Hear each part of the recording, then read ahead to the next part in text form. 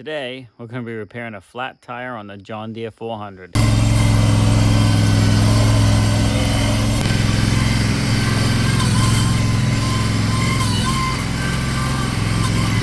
obviously this tire is flat as a pancake, and I know where the hole is. It's in the tread itself, because now it's all wet, so it'll be harder to see.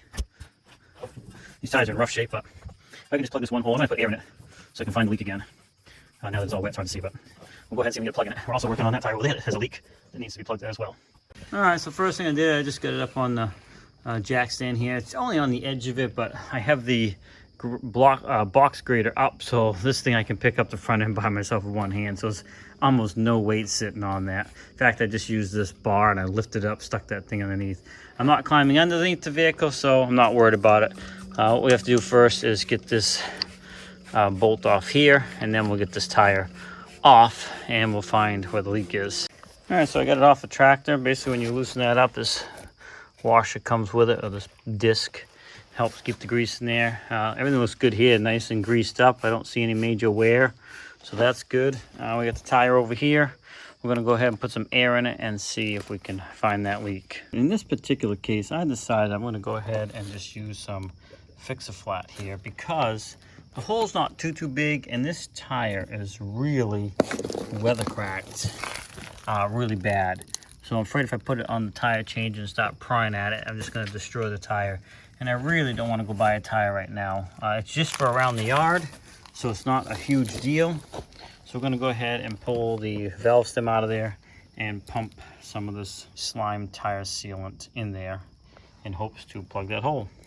Get some of the Fix-A-Flat in it, put the valve stem back in, put the air to it, put this side down, and it's sealed right up. So, you know, for yard use, this is going to be a perfectly fine fix. I wouldn't recommend this in a vehicle for long term for sure, that's on the highway or anything like that. But for a tractor in the yard, absolutely.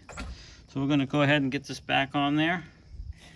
So we'll be back in business and not have a flat. Slid the tire back on. I'm just going to put this bolt back in that holds the tire on, plus this little cap keeps some of the dirt out of that area and keeps the grease in behind there a little bit better. And if you're interested in the size on this particular one, is 14 millimeter. All right, just to show you, how little there is for weight on this, I'm just going to pick it up with this real quick, slide this out, set it back down.